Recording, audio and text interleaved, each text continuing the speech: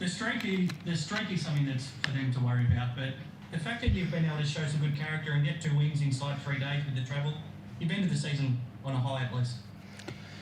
Yeah, I mean, this team will never be together again in its current incarnation, and you always want to make, and it's going to be an opportunity where we look back on and say, man, if only. If only things fell our way, if only we could have broken down the wall on a few issues that we had. And so there's disappointment we're going to be reflecting upon, but it's a great group of young men. And we all love each other. We get along great. We have great relationships. For whatever reason, we just couldn't get it done together as a unit on the court for long enough. So you don't want it to be a regretful season and you go out in a bad way. You want to be able to look back on our season together and remember the relationships and have something that we shared. Now, we shared a struggle, but now we shared a victory that I think we can all take great pride in. I think we're up against some tremendous odds out there tonight, and we overcame the odds, and we've got something now that we'll reflect upon. We'll celebrate it, and when Bash is gone from the game and we bump into each other up in Northern California, we go, that game in Perth, that was a good one, huh? So that's what you want from the game. At the end of the day, that's what you take. So we got a little something out of the back end of the season for us, which is nice. The irony won't be lost on you because you won't be playing finals because you've lost so many close games, and you finish the season with a close win like this. It's funny how these things work out. Well, I think people are talking up all our close losses. We ain't blowing anybody off the floor this year either. So every game for us has been a real struggle. We just never really clicked as a group. Our communication never really got to a level on the floor that we could compete with the better teams consistently enough. And that's a lot of these losses that we had were in the last 2 or 3 minutes. So what we just talked about as a group together then was just like, the last 2 wins, we took care of business down the stretch, and that's a really good feeling, and that's what we wanted. When finals was out, we said, look, we've still got 2 chances to try and right something that's been an Achilles heel for us all year, and we did. And I'm tremendously grateful to the players for sticking with. It's easy to put the cue on the rack, but it just showed their character, and I'm a proud coach right now. Brendan, from the players' point of view, can you talk through what that experience was like to go through? Because in a lot of ways it was like a playoff type game, just the atmosphere and what they were playing for, and you were trying to finish your season on a high. What was the experience like for you, and how are you feeling right now? Yeah, I mean, it's kind of bittersweet, We went on a little bit of a streak of losing some close ones, and, you look back at, those games and think, if we get 1 or 2 of those, it's a completely different story for us right now. But at the end of the day, it's the game that we play. It's our livelihood, our profession, and you want to come in and compete each and every game because you never know who's watching. You never know what opportunity could arise next. So, for guys like me who, I'm an import, obviously, it was an opportunity for me to try and come out and compete and, make my case for another job back in this league. Both of your seasons in the league have turned out similarly, where you've shown well and truly enough to suggest that you can be a high-quality player in this league, but for whatever reason, neither season has quite gone to plan. Would you hope to see yourself get another chance next season somewhere? Yeah, potentially even back here? Without a doubt. I've thoroughly enjoyed my time here in this league, but especially with the Phoenix.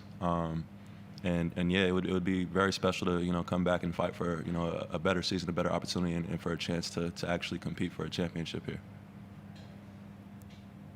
So I mean, you look apoplectic at times early in the game with the way the fouls were going and the number of free throws they were getting. How did you keep everyone focused, given that was an easy opportunity for everyone to just lose their minds? Why would it be an easy opportunity for everyone to lose their minds, you think? We all know that it's not. When you can't control things, that you can't control things. So given the situation, that could have changed the game.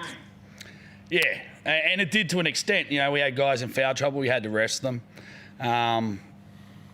You know, they lived at the line. I guffawed when I walked in the room and saw the stats for the first time. They shot 39% from the floor, and we've shot 12 of 25 from three-point line. So we shot 48% with 38 of 80, 47.5, and it's an overtime game. It's Perth in Perth, baby. You know, it's a tough place to come in and conquer. And, you know, we had every right to be angry, I thought, and feel a little bit of injustice. But we've been working on our mindsets of next play through tough times. And it's not been about officials or officiating or anything like that. We've been a group that get down on ourselves a little bit when we turn the ball over, then we get tentative. And one of the things that we've really been working on all of the year, but especially during the tough times, was just putting it behind us and moving on. Now, we haven't been successful at it, but I thought the guys showed real character to push through a real high level of adversity today. So very, very, very proud of them. Is that as politically correct as I can possibly get? Yeah, it's politically correct. Would you mind sharing what you said to Scott Morrison at the end? You spent a fair bit of time chatting with him at the end. It's obviously a significant day in the club's history and in the league's history. Do you mind sharing what you had to say to him then? I mean, I know what Scott's going through because I'm getting kicks in the head as well.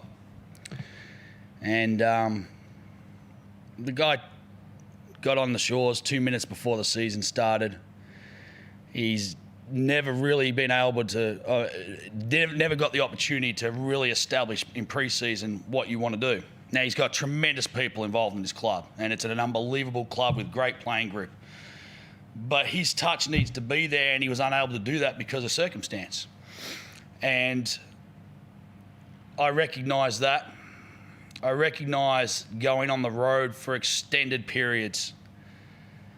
And no one recognises, except maybe New Zealand, more, at least from an Australian standpoint, more of the effects of COVID than what Victorians do, and the lockdown and the effect that it has on people. Now, it affects everybody across society, but what a lot of people don't understand is that our professional athletes have still, in Victoria, up until a couple of weeks ago, were still living. Even after all the things have been open, they're still living a sheltered lifestyle. I got to see my kids play for the first time in 2 years a couple of weeks ago. You know, I've got 3 young kids. I don't get to see them play. And I know that's what Western Australians are going through at the moment. And I just thanking him for his efforts and I'm just giving him empathy because I know what that group's gone through. And that 9 weeks on the road, it kicks you in the arse. And I think people need to take a step back, reflect upon what some of these people are going through.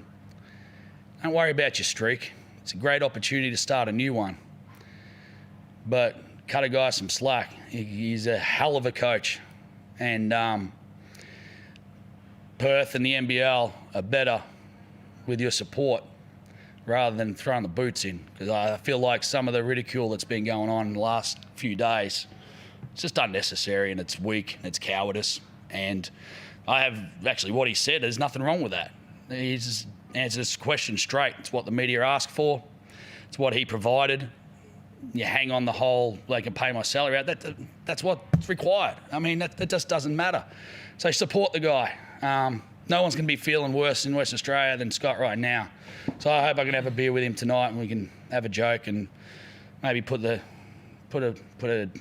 that season behind us and push forward. And it was a long-winded version of what I said in 3 seconds. So I know the season's only finished for you 10 minutes ago, but you touched earlier saying that this group won't be together again. Are you able to shed any light on anyone who you know won't be around next season yet? No, but groups are never together. There's always some sort of change. It could be someone in the front office leaving for other opportunities. It could be somebody in our performance team leaving for other opportunities.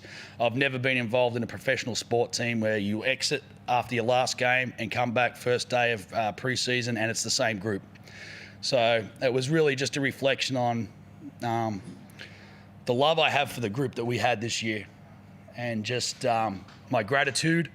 We didn't get it right, but it was just my gratitude towards the players and the efforts that they had. They worked their asses off, and yeah, we just weren't good enough on the day, enough days.